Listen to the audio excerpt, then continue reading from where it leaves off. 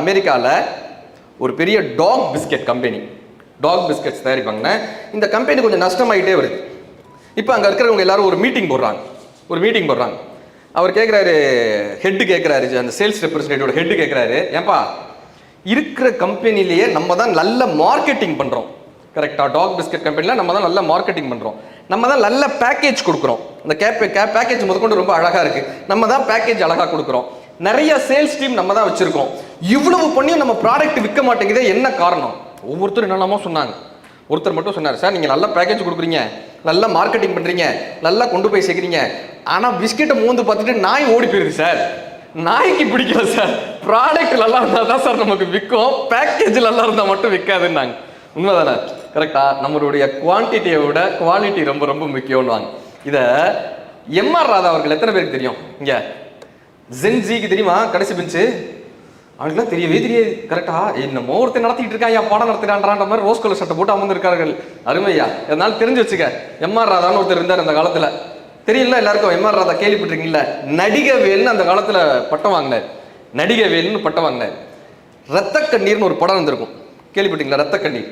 இந்த ரத்த கண்ணீர் படத்தில் ஒரு ஷாட் எம்என் ராஜம் அவர்கள் நடிச்சிருப்பாங்க. அவங்க இந்த சம்பவத்தை பதிகிறாங்க. எம்என் ராஜம் அவர்கள் காந்தான்ற கேரக்டர்ல நடிச்சிருப்பாங்க, தாசியா. பார்த்துருக்கீங்களா? இந்த ஷாட் என்னன்னா, எம்ஆர் ராதா அவர்களுக்கு குஷ்டநோய் வந்துடும். அவர் குஷ்டநோய் வந்ததுக்கு அப்புறம் அந்த தாசி வீட்டுக்கு போவார். எம்என் ராஜம் அம்மாவை பார்க்க போவார். நகண்டு அப்படி குஷ்டரோகியா போவார். இப்போ இந்த எம்என் ராஜம் என்ன பண்ணுனா, சி இங்க வந்திருக்கே அப்படின்னு சொல்லி அவரை எத்தி உதைச்சு தள்ளணும். இப்படி ஒரு ஷாட், உதைச்சு தள்ளணும். யார? எம்ஆர் ராதா அவர்களை. அப்பயே அவர் நடிகவேல்னு பேர் வாங்கினவர், அந்த காலத்து சூப்பர் ஸ்டார் அவர், நடிகவேல்னு பேர் வாங்கினவர். இப்போ எம்என் ராஜம் அவர்களுக்கு ஒரு தயக்கம், சார் இவர் எப்படி சார் எத்த முடியும், இவர் எப்படி உதைக்க முடியும், இவர் எவ்வளோ பெரிய ஆர்டிஸ்ட், இவர் எப்படி சார் உதைக்க முடியும், அவர் ஏதாவது தப்பா நினச்சிக்கிட்டாருன்னா, நினைப்பாங்கல்ல, அவர் ஏதாவது நினச்சிக்கிட்டாருன்னா எப்படி சார் என்னால் உதைக்க முடியாதுன்றாங்க. இப்போ அவர் அந்த மாதிரி வராரு, அவங்களால அந்த உதைக்க முடியல, கால் அப்படி நகட்டுறாங்க, உதைக்க முடியல, ஷார்ட் கட் ஆகிட்டே இருக்கு. இப்போ டைரக்டர் வந்து சொல்றாரு, சார் ஒன்று பண்ணலாம் சார், நீங்கள் இந்த காலை தூக்குற மாதிரி தூக்குங்க, ஒரு ஷாட் எடுத்துப்போம். அவர் அப்படி கீழே போய் உழுகிற மாதிரி ஒரு உழுகட்டும், அதை ஒரு ஷாட் எடுத்துப்போம், ரெண்டையும் சேர்த்து ஒரு ஷாட்டை சரி பண்ணிடுவோம் சார். எம்ஆர் ராதா பதில் என்ன தெரியுமா? எம்ஆர் ராதா என்ன பதில் தெரியுமா? காசு கொடுத்தவனை ஏமாத்தாதீங்களா டேய். சார் காசு கொடுத்தவனை ஏமாத்தாதீங்களா டேய், அவ வாங்குற காசுக்கு அவ உதைக்கணும், நான் வாங்குற காசுக்கு நான் வாங்கணும், அவ உதைக்கணும், நான் வாங்கணும்னு சொல்லி 15 முறை வாங்கி இவர் சரின்னு சொன்னதுக்கு அப்புறம் தான் சார் அந்த டேக் ஓகே ஆச்சு. அதனால் அவர் நடிகவேல் என்று பாராட்டப்பட்டார்னு உதைந்த எம்என் ராஜம் அவர்கள் இந்த சம்பவத்தை பதிகிறார். தான் அடி வாங்கினா கூட தன்னுடைய வேலை எதுவோ அதுல யார் ஒருவரால திடமா இருக்க முடியுதோ ஜெயிச்சிடுறாங்க சார். கரெக்டா?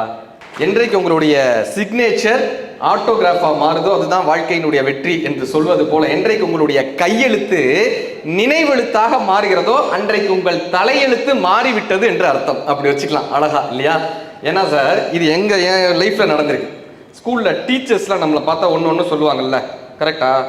என்னுடைய தமிழ் சார் எப்பயுமே என்னை பார்த்துட்டு சொல்றாரு, ராமே என்ன நடந்தாலும் நீ நல்லா இருப்படா, தமிழ் உன்னைய காப்பாத்தும். தமிழ் ஆசிரியர். எங்க சயின்ஸ் மேடம் என்னை பார்த்தா அப்படியே பார்ப்பாங்க, இங்க எத்தனை பேர் கடைசி பெஞ்சு? அங்கேயும் அவங்க கடைசி பெஞ்சில் தான் இருக்காங்க. கடைசி பெஞ்ச் சிறப்பு. காலத்தில் வென்றவர்கள் பல பேர் கடைசி பெஞ்சில் தான் சார் இருந்திருக்காங்க. நீங்க பாத்துறீங்களா? பெரிய பெரிய தொழிலதிபர் வீரர்கள்லாம் கடைசி பெஞ்சில் தான் இருந்திருப்போம். அப்படி இல்ல, கடைசி பெஞ்ச். ஏன்னா நீங்க பரீட்சை எப்ப பாத்தீங்கன்னா, படிச்சுட்டு போனவன் 2 பக்கம் எழுதுவான், படிக்காம போனவன் 15 பக்கம் எழுதுவானுங்க கடைசி பெஞ்சில இருந்து. அப்படி கிரியேட்டிவிட்டி நமக்கு இருக்கும். 50 காப்பியங்கள் குறிப்பு வரைக. என் ஃப்ரெண்டு எழுதுனான் கடைசி பெஞ்ச், 50 காப்பியங்கள் சிறு குறிப்பு வரைக. நம்ம பையன் எழுதுனா 50 காப்பியங்கள் அப்படின்னா அது 5 காப்பியங்கள், அது 5 பெரிய காப்பியங்கள். இப்படியே நாங்கள் 15 பக்கம் எழுதுவோம். அந்த மாதிரியான கிரியேட்டிவிட்டி கடைசி பெஞ்சுக்கிறோம்ல. எங்கள் தமிழ் சார் வந்து என்னை கூப்பிட்டு சொன்னார், தம்பி நீ நல்லா பேசுறடா, நீ நல்லா இருப்ப, தமிழ் உன்னை காப்பாற்றும். ஒருத்தர் சொன்னாரா, எங்கள் சயின்ஸ் மேம், இந்த வார்த்தைக்காக சொல்கிறேன், சிக்னோகிராஃப்ன்ற வார்த்தைக்காக, எங்கள் சயின்ஸ் மேம் என்னை பார்த்தாலே அப்படி உதட்ட பிதுக்குவாங்க, உருப்பிடவே மாட்டேன்னு அர்த்தம். அதுக்கு உருப்பிடவே மாட்டேன். அந்த சயின்ஸ் மேடம் எப்படி தெரியுமா பழி வாங்கினேன்? சயின்ஸ் மேடத்தை எப்படி தெரியுமா பழி வாங்கினேன்?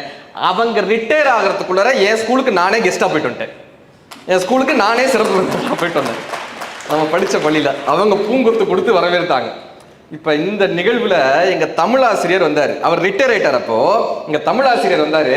வந்து என்கிட்ட அந்த நோட்டை நீட்டு அடி எனக்கு ஒரு கையெழுத்து போட்டு கொடுறான்னாரு. சார் நீங்க வந்து நான் ஒரு காலில் விழுந்து ஆசீர்வாதம் வாங்கிட்டு சார் என்ன சார் நீங்க வந்து இதெல்லாம் நீட்டுறீங்க அப்படின்னு. எனக்கு இல்லடா, என் பேரனுக்கு அவன் இந்த கதையெல்லாம் கேட்கறான்டா, ஒரு நிமிட கதையெல்லாம் கேட்கறான், அவனுக்காக ஒரு ஆட்டோகிராஃப் போட்டு கொடுறான்னு. நம்ம கொஞ்சம் பெருமையா இருக்கும்ல அந்த நேரத்துல.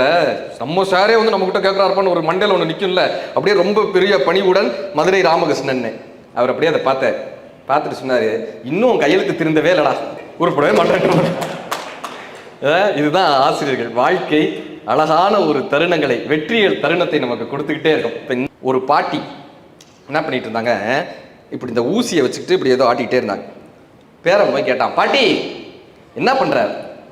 ஊசியில நூல் கோக்குறேன்டான்னுச்சு. ஊசியில நூல் கோக்குறேன்.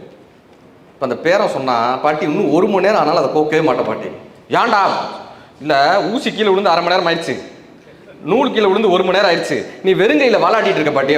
அப்போ அந்த பாட்டி சொன்னாங்க ஒரு வார்த்தை, தங்கம் ஊசியின் காது வழியே நூல் நுழைந்தால் அது சட்டையில் உள்ள கிழிசல்களை தேய்க்கிறது, மனிதனின் காது வழியே நல்ல நூட்கள் நுழையும் போது அது இதயத்தில் உள்ள கிழிசல்களை தேய்க்கிறதுன்னு அந்த பாட்டி கற்றுக் கொடுத்துட்டு போனாங்க. சந்திரமுகி படம் பார்க்குற மாதிரி பார்க்குறீங்களேங்க பேர்னு ஒருத்தர் ஒரு கருத்தை எடுத்துட்டு வந்து சொன்னா மிரண்டு போய் பார்க்குறாங்க. இப்படி ஒரு நல்ல விஷயங்கள் இப்படி போகும்போது அந்த காதுக்குள்ள நுழைஞ்சிட்டு போகுதுல சார், ஏதோ வரையில் அது தைச்சிரும். ஜெய்பீம் படத்துல ஒரு பாட்டு இருக்கு தெரியுமா, கேட்டீங்களா? தலை கோது இளங்காத்து, நீங்க சொன்னீங்கன்னா தான் எனக்கு வரும் அடுத்து பேசுறதுக்கு. தலை கோதும் இளங்காத்து சேதி கொண்டு வரும், மரமாகும் விதையெல்லாம். என்னப்பா அர்த்தம்னா, இந்த அப்படி காத்து அடிக்குது இல்ல, ஜென்ரலா அப்படி போறதுல காத்து, அப்படி அடிக்கிற காத்து நம்ம தலையை ஏதோ ஒரு வகையில கோய் விட்டு போகக்கூடிய அந்த காத்து நம்ம காதுல ஒரு செய்தியை கொடுத்துட்டு போகுமா, நல்ல செய்திகளை கொடுத்துட்டு போகுமா. அப்படியான செய்திகள் உங்க காதுக்குள்ள நுழைஞ்சிடுச்சுன்னா நம்மளுடைய வாழ்க்கையில ஏதோ ஒரு வகையில் ஒரு மிகப்பெரிய ஒரு மாற்றம் நிகழ்ந்துருன்ற ஒரு பெரிய ஒரு ஆவலோட இந்த நிகழ்வு அமைச்சு கொடுத்துருக்காங்க. நல்ல கருத்துக்கள், ஏதோ ஒரு வகையில எங்களுடைய ஒரு வார்த்தை, ஒரு சொல் நம்ம காதுக்குள்ள விழுந்து நம்ம வாழ்க்கையை மாறிடுச்சுன்னு வைங்களேன், நம்ம ஆசீர்வதிக்கப்பட்டவங்கன்னு அர்த்தம். 2 வகையா வேலை பார்க்கலாம், 2 வகையா நம்மளுடைய தொழிலை பார்க்கலாம். ஒன்று கடமையை செய்யறது, இன்னொன்று என்ன பண்ணா கடமைக்கு செய்யறது. எங்க ஊர்ல சார் 100 நாள் வேலை திட்டம்னு வச்சாங்க. நீங்க எல்லாருக்கும் தெரியும் இந்த 100 நாள் வேலை திட்டம் பார்த்துருக்கீங்களா? இங்கேயும் நடந்திருக்கும் நிறையா. எங்க மதுரையில இந்த 100 நாள் வேலை திட்டம் எங்க வீட்டுக்கிட்ட நடந்துட்டு இருந்துச்சு. அதில் ஒருத்தர் என்ன பண்ணாரு, குழியை தோண்டிக்கிட்டே வந்தார். பின்னாடி இருந்து ஒருத்தர் என்ன பண்ணாரு, குழியை மூடிக்கிட்டே வந்தார். ஒருத்தன் தோண்டிக்கிட்டே வந்தான், இன்னொருத்தன் மூடிக்கிட்டே வந்தான். கிட்டத்தட்ட 1 கிலோமீட்டருக்கு இதை பண்ணிக்கிட்டே இருந்தாங்க. நான் போய் பார்த்தேன், என்னடா அது வெட்டி வேலையா இருக்கு, ஒருத்தர் தோண்டிட்டு இருக்காரு, இன்னொருத்தர் மூடிட்டு இருக்காரு, என்னங்க பண்றீங்க அப்படின்னு. அவர் சொன்னாரு, எப்பா நாங்கள் 100 நாள் வேலை திட்டத்துக்கு வந்தோம், 3 பேரை வேலைக்கு எடுத்தாங்க.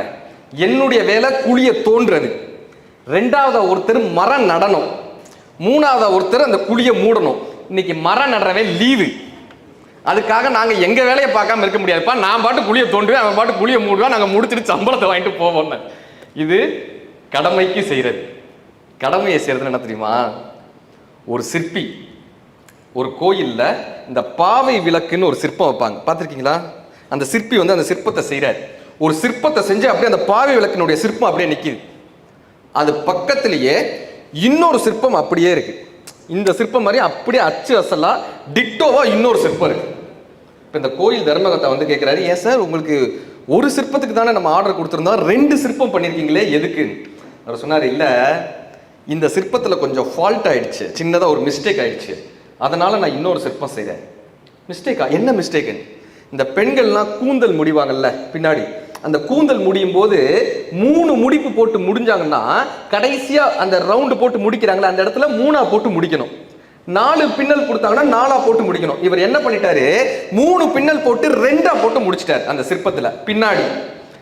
இந்த ஃபால்ட் வந்துருச்சு சார், அதனால நான் இன்னொரு சிற்பம் செஞ்சேன் அப்படின்னாரு. இப்ப தர்மகர்த்தா கேட்டாரு, இந்த சிற்பத்தை எங்க வைக்க போறீங்க?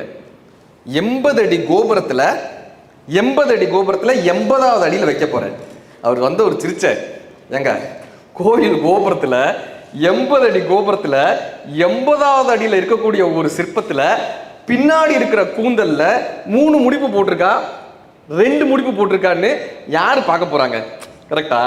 இதை யாரு பார்க்க போறாங்க? இதுக்காக நீங்க 8 மாசம் செலவழிச்சு இன்னொரு சிற்பம் செஞ்சீங்களா? இதுக்காக இதை யாரு பார்க்க போறாங்க?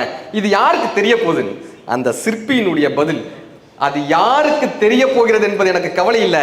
எனக்கு தெரியுமேங்க, நான் செஞ்ச வேலை தவறுன்னு எனக்கு தெரியுமேங்க. நான் ஒவ்வொரு முறை அந்த கோவிலை கடந்து போகும் பொழுதெல்லாம் நான் செய்த வேலை தவறு தவறு தவறுன்னு எனக்கு தெரியுமே. நான் அடுத்தவர்களை திருப்திப்படுத்துவதற்காக எனது தொழிலை செய்யவில்லை, என்னை மகிழ்ச்சியாக வைப்பதற்காக நான் என் வேலையை செய்கிறேன். At the end of the day கரெக்டா நமக்கு ஒரு மகிழ்ச்சி வரணும்ல. நான் பண்ண வேலை கரெக்டுப்பா, நான் பண்ண வேலை சாட்டிஸ்ஃபைடுப்பான்னு நமக்கு ஒரு மகிழ்ச்சி வரும்ல. அந்த வெற்றியை யார் அடைகிறார்களோ அவர்கள் தொழிலில் வெற்றியாக இருக்கிறார்கள்.